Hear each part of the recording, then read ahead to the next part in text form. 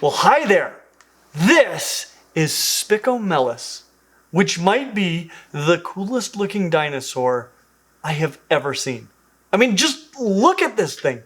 It looks like some sort of a cross between an ankylosaur, my favorite ornithischian dinosaur, and Kentrosaurus, my favorite stegosaurid, at least that I know of, with a splash of comic book exaggeration. I mean, this looks more like something that post-canon Dr. Wu would have made than an actual animal that once roamed the planet. And the reality is that it might be even crazier looking than we know.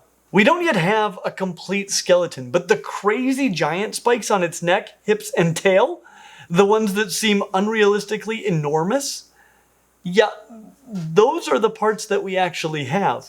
It definitely had some smaller spikes, but most of the little spikes are just speculation.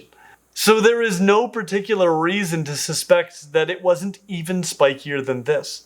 It might have been basically the giant dinosaur porcupine of the Middle Jurassic. Spicomellus was first discovered in Morocco in 2019 and described in 2021, but only from a few fragments. Subsequent material that gave us a much better idea what this dinosaur was like were just described this year. So it has been in the news a bit of late, for reasons that seem pretty obvious to me. This thing is amazing, but what is it? I mean, it has the large head and dorsoventrally compressed body of an ankylosaurian, but the spikes and thagomizer of a stegosaurian. And those two groups are extremely closely related, being sister to one another and forming the clade Eurypoda. But which one is it? Well, it appears fairly clearly to be an ankylosaurian. In fact, it is the oldest clear member of that clade ever discovered, which means that all older possible ankylosaurians are even more ambiguous as to which clade they belong within. And for those of you unfamiliar with the term thagomizer, it is a term for the arrangement of spike-shaped osteoderms on the tails primarily of stegosaurians in honor of the late Thag Simmons. Now, in fairness, a thagomizer is an arrangement of 4 distinct spikes, which is what we have at this time.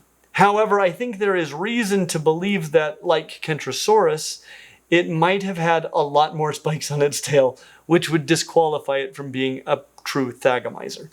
But thagomizer or not, this is a rad tail weapon on what appears to be one of the coolest looking dinosaurs I have ever seen. And discovering a dinosaur this rad that I didn't know existed got me really excited to find out what other rad dinosaurs might exist that I don't yet know about.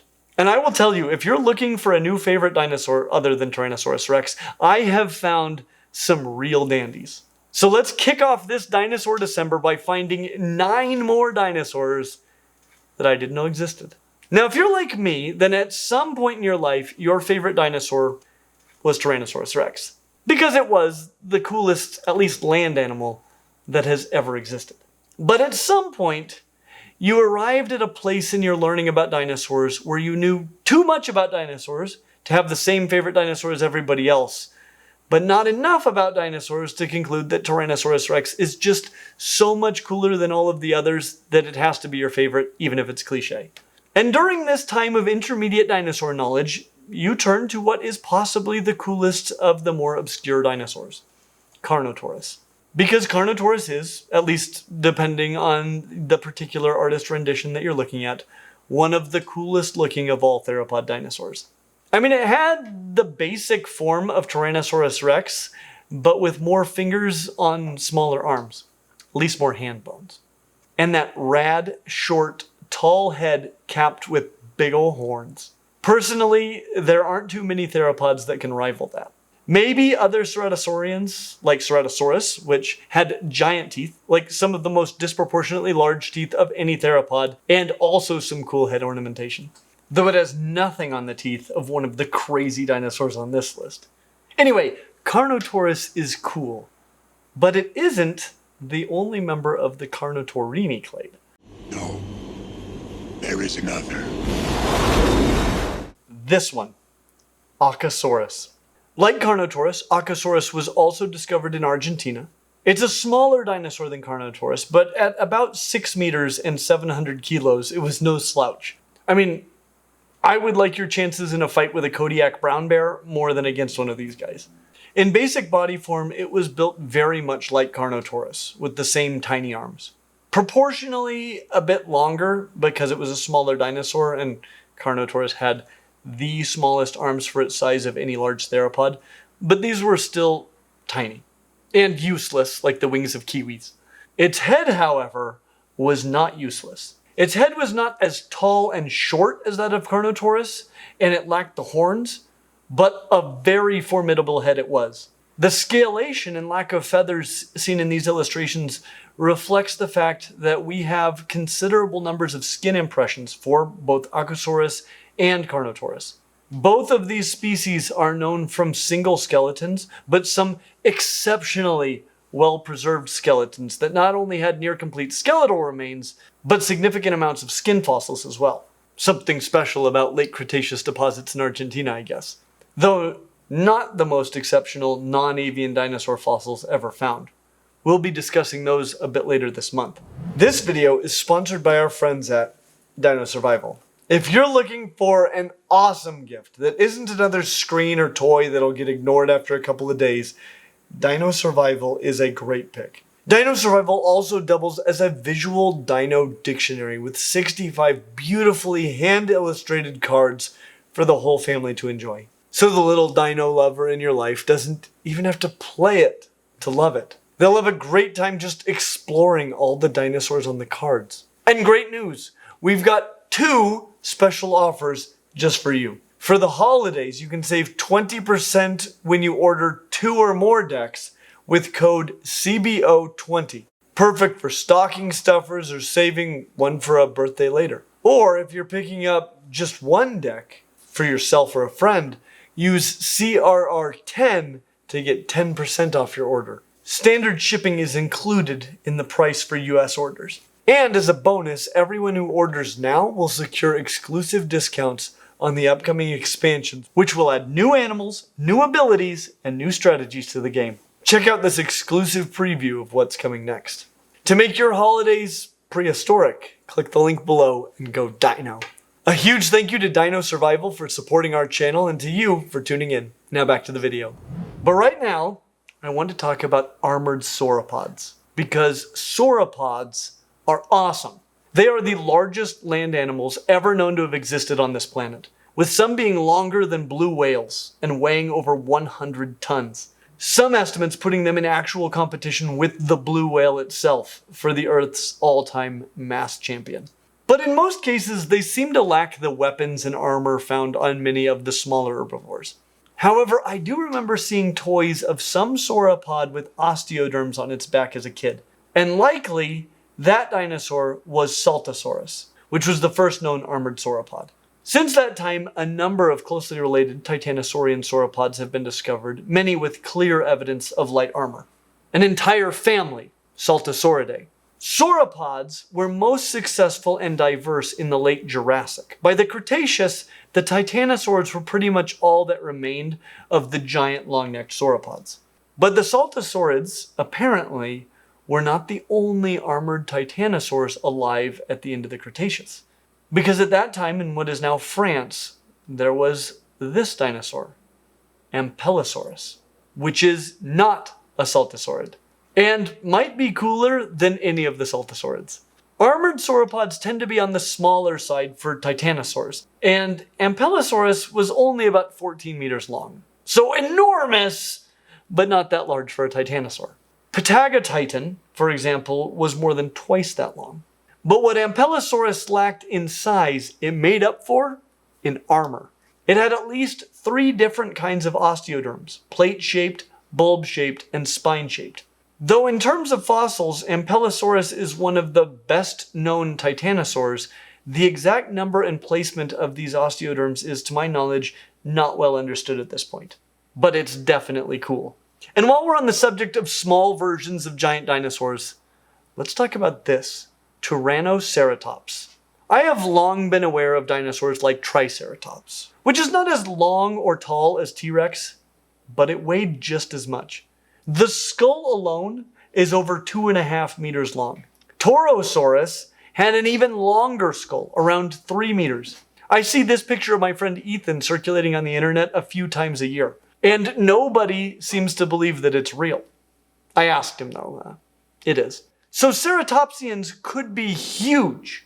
I've long known of smaller hornless ceratopsians like Stegosaurus, and even small frilled ceratopsians like Protoceratops, seen here fighting a Velociraptor. And don't let that make you think it was bigger than it was. Protoceratops was shorter than a Triceratops skull. It's just that, well, so was Velociraptor. The dinosaurs in Jurassic Park weren't really Velociraptors. They were never supposed to be. If they were, Dr. Grant would have been digging for them in Asia, not Montana. No, they were something much cooler. But we already have a video about that. Anyway, what I didn't know about were ceratopsians that size with horns. But at just 2 meters long, Tyrannosaurus was maybe even smaller than Protoceratops, but with some impressive horns. It lived in modern-day Uzbekistan about 90 million years ago. I now know that it isn't the only small horned ceratopsian. There are others, like Zuniceratops of New Mexico. But those are the only two horned ceratopsians that I know to exist outside of the generally larger-bodied family Ceratopsidae. So we might not know any others. And I know that I just listed 2 new dinosaurs, but I'm only counting Tyrannoceratops as being one of my 10. Zuniceratops was just a bonus. Velociraptor was also a bonus. A name you likely know, but again, probably not the dinosaur that you know by that name. Unlike the cooler dinosaur in Jurassic Park, Velociraptor is from Mongolia and has a long, low, skinny, almost straight snout. Not like the broader, shorter, more convex snout of its larger, cooler cousin. But both were dromaeosaurids. In fact, both were in the clade Eudromaeosauria, which includes all of the dromaeosaurids that I knew to exist. But as it turns out, not all of them, including this one, also from Mongolia, with a snout so long and skinny that it makes Velociraptor's skinny snout seem stout. Natovinator. In fact, its head isn't the only thing that makes Velociraptor seem stout. The whole animal was only 0.7 meters long and weighed less than a pound, just 0.3 kilograms. They are part of the basalmost clade of dromaeosaurids, the subfamily Halscaraptorinae, and appear to have been largely aquatic, living their lives like diving birds. And this is occurring to me right now, but developing wings and flight muscles for diving actually makes a lot of sense. I mean, there's evidence that Velociraptor could fly, but I wonder if any research has been done as to diving being the precursor to flight in Maniraptoran dinosaurs. If so, we might have another video for you soon. If not, I would love a shout out in any papers printed on the subject. So this is a tiny little diving dinosaur. But if you are into dinosaurs, then no doubt you are familiar with a certain enormous, as in the longest of all theropods, semi-aquatic dinosaur. A rad creature that we're not supposed to talk about, but we did anyway. You know who I'm talking about. Well, what if I told you that there is a dinosaur called Gigantspinosaurus? Is that something that you think you'd want to know about? Well, if you're a fan of shoulder blades, then I can guarantee that you do. Now, before I show this to you, I want to let you down easy.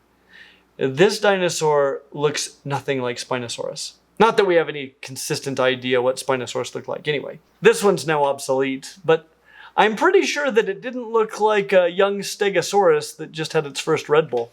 But that's exactly what Gigantspinosaurus looked like. For the most part, it looks like a small, little-plated Stegosaurus. It has a proper thagomizer.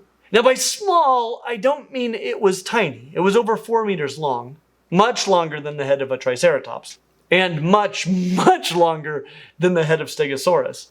But Stegosaurus was over 7 meters long. So Gigantspinosaurus is pretty small by comparison. Kind of a medium-sized Stegosaurian. But the plates weren't just small because it was small, but they are proportionally small as well. There is nothing about this dinosaur that would make me put it on this list, except for its name. Oh, and the giant wing-like shoulder spikes that it has that are absolutely crazy looking. They're even more extreme than the shoulder spikes on my favorite Stegosaurian, Kentrosaurus, which is about the same size as this guy. So that is why Gigantspinosaurus is called the giant spined lizard, or reptile depending on how you translate the Greek. But that is one of the larger spines I have seen, at least proportionally, on a reptile. So I think this rad creature of late Jurassic China definitely merits its rad name, even if it's smaller and highly unrelated to the more well-known Spinosaurus of unknown form. And just for the record, this is another dinosaur for which we have good skin impressions. So that's really cool as well. But while we're on the subject of names, deserved or otherwise, let's talk about Pantydraco. I didn't name it. I'd never even heard of it until recently. But I bet if there is one name on this list that you will still remember tomorrow, it'll be this one. So what the heck is Pantydraco? Other than a dragon in underpants. Well, it is this relatively unspectacular looking dinosaur, which seems to not be wearing any clothes at all. Not that they would have fossilized well if they did. Though a panty impression would cause quite a stir in the paleontological community. Alan! The tag says Triassic Temptations. It's a thong! Ow! So what is this thing? Well, as the tag implied, it's from the Triassic. And if you've seen our video on Triassic dinosaurs, you know that dinosaurs were not the big kid on the block in the Triassic. But the Triassic was the time when dinosaurs first appeared on the scene, and when the sauropodomorph and theropod dinosaurs first split from one another. From small bipedal common ancestors that looked in many cases much like Pantydragon here. It can even be very difficult to tell early sauropodomorphs from theropods. And this one is no exception. Pantydraco appears to be a sauropodomorph, meaning that it shares more recent common ancestors with Apatosaurus than with Velociraptor. Pantydraco may be in the same clade as the largest land animals of all time, but at this point in time, sauropodomorphs were nowhere near that big. It was only 3 meters long and weighed about 50 kilos. It wasn't a pure herbivore either. Surviving on a diet of plants is difficult. It's hard to extract enough energy from them to survive. These guys were likely omnivores, only beginning their foray into herbivory. And it was still living that bipedal life as well. But why is it called Pantydragon? Well, it turns out that it has nothing to do with underwear. Pant-y-ffynon. It's Welsh. It was found in Wales in a quarry called Pantyffynon. And somebody decided to shorten that to Panty. And if you're wondering why I like traditional Greek and Latin naming conventions, this is a reason. Not the only reason, but the reason that names are given in Greek or Latin is because at the time that we started assigning standardized names, most educated people spoke those languages. So instead of naming them in English, French, German, or some other modern language that only some educated people spoke, they tried to do it in the universal languages. And then they tried to name them something obvious based on the organism itself. For example, pterodactyl means wing finger, since they have a wing made of a giant ring finger. Deinonychus, one of the coolest dinosaurs that you didn't know that you knew, means terrible claw, since it has a horrifying toe claw. Triceratops means three-horn face. You know why. It was good. Pantydraco, not so good. But what about Olorotitan? You've probably never heard that name before. It was a new one to me. But it means giant swan, which seems like a fair name for a giant hadrosaurid, a duck-billed dinosaur with a conspicuously long neck, which is exactly what it is. Plus, it has one of the radder hadrosaurid head crests. In my opinion, hadrosaurids go from lame to awesome based almost entirely on their head crests. And this one is awesome. One of the few that gives Parasaurolophus a run for its money for the title of the raddest hadrosaurid, which is exactly what it is. This species was discovered in Russia in the late 1900s, and not formally described until 2003, during my temporary lull I had in my fascination with dinosaurs between my childhood and when my son got to be about 2 years old and reminded me that dinosaurs are the coolest animals that have ever existed. It lived at the very end of the Cretaceous.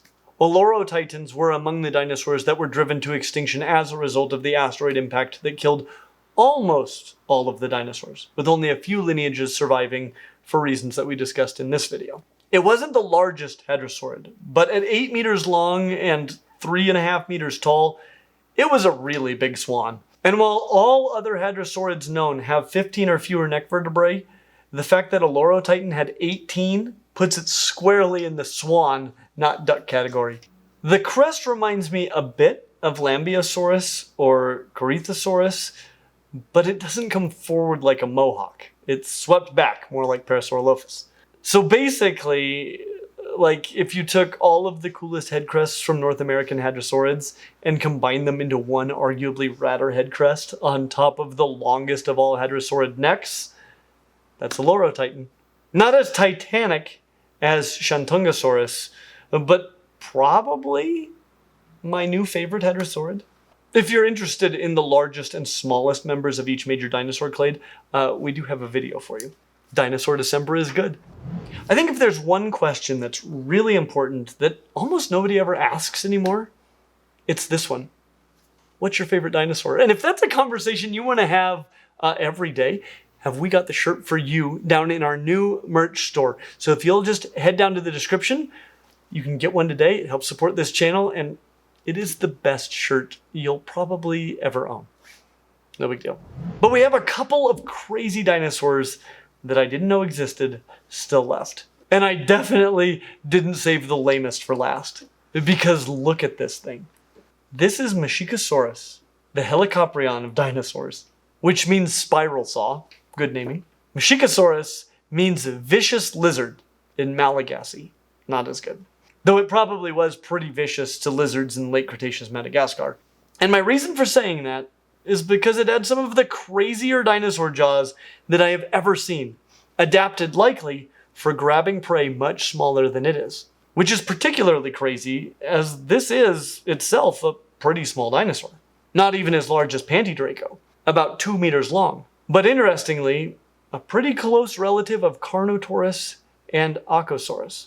But the crazy thing about this dinosaur is definitely its teeth and jaws. Dinosaurs, as is the case for most diapsid reptiles, generally have teeth that are all the same basic shape, homodont. Masiakasaurus, on the other hand, had teeth of multiple different shapes, with spoon-like teeth in the front and recurved, more heavily serrated blade-like teeth in the back. Heterodont dentition, like you find in many mammals. If they had a few of the teeth of a frilled shark, it would have a whole place setting in its mouth. Well, maybe not entirely in its mouth, because the spoon teeth aren't all that committed to being inside of the mouth.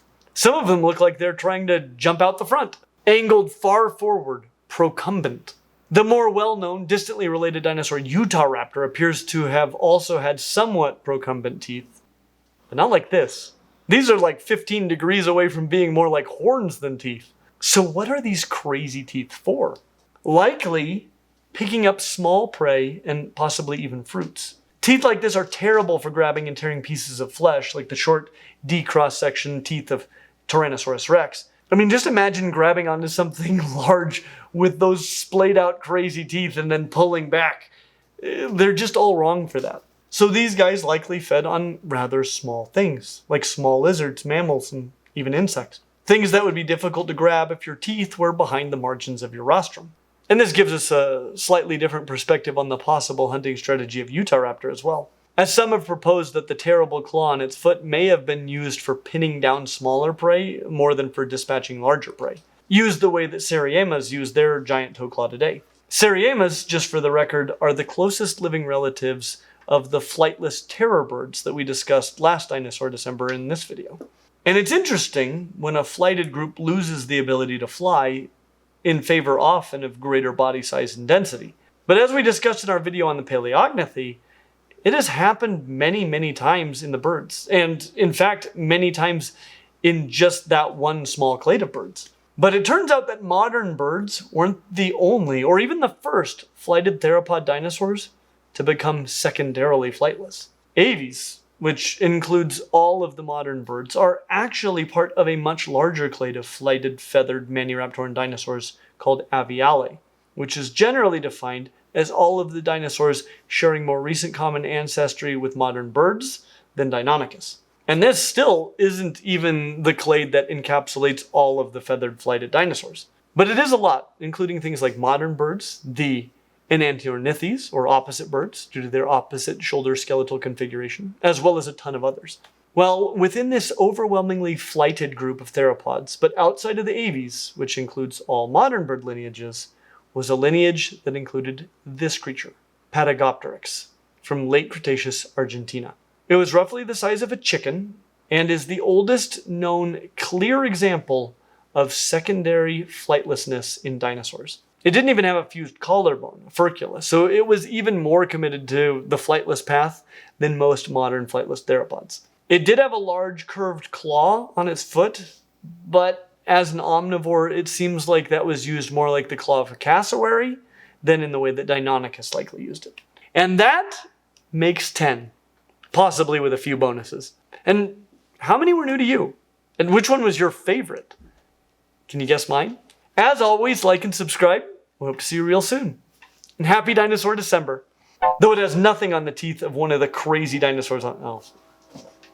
All right, Train, you win. Train this time. round. Woo woo! Anyway, what I didn't know about were ceratopsians that size with horns. It's so cute. Isn't it adorable? I want one. Me too. That was my takeaway. Nadovenator. See Nadovenator one more time. Nadovenator. Natovenator. Nadovenator. I'm gonna need some pronunciation on that bad boy. It's pronounced dromaeosaurs. Thank you. Mm-hmm. You helped me with the real hard word there.